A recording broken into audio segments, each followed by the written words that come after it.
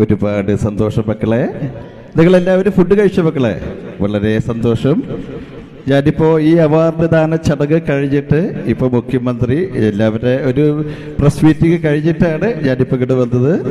അപ്പൊ ഒരുപാട് സന്തോഷം. അപ്പൊ എല്ലാവരും മക്കളെ, നമ്മുടെ പൂർവ്വ വിദ്യാർത്ഥികള് നമ്മൾ വിചാരിച്ച പോലെ ഇല്ല, അപ്പൊ പറഞ്ഞ പോലെ നല്ലൊരു കൈയടിയാവട്ടെ.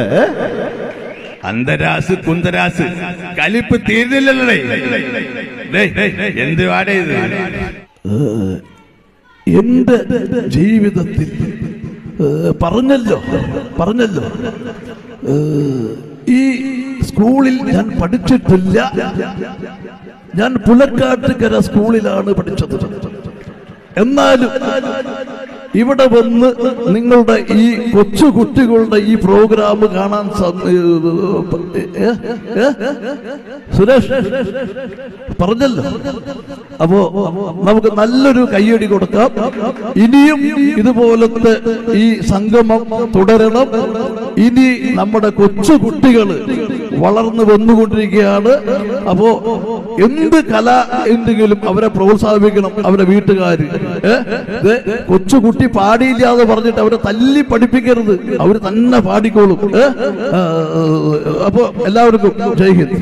കേരളത്തിൽ പറഞ്ഞല്ലോ, ഹൈക്കമാൻഡിന്റെ തീരുമാനമല്ല നമ്മളുടെ തീരുമാനം.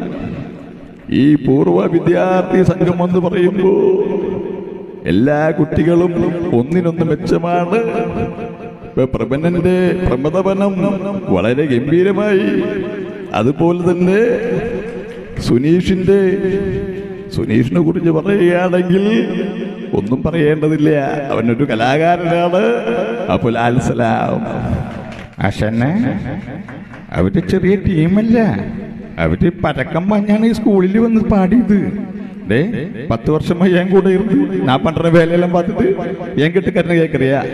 ധർമ്മ പാട്ട് പോടുற. നിങ്ങളിപ്പോ വായിച്ച വേദപുസ്തകത്തിലെ ദുഷ്ടനും അധർമ്മയും ശത്രു ഞാൻ തന്നെയാ. പേര് നടേശൻ. ഒരുപാട് ദൈവപുത്രന്മാർ നമ്മൾ കണ്ട് അവർക്കിടയിൽ ഒരു ചെകുത്താനെങ്കിലും വേണ്ടേ?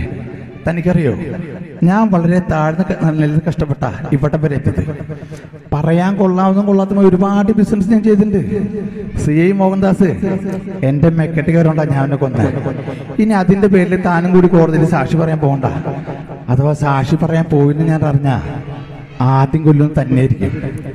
തന്റെ മരണം കണ്ട് മനസ്സിന് പഠിച്ചു നിൽക്കുമ്പോ നിന്റെ മകനെയും ഞാൻ കൊല്ലും.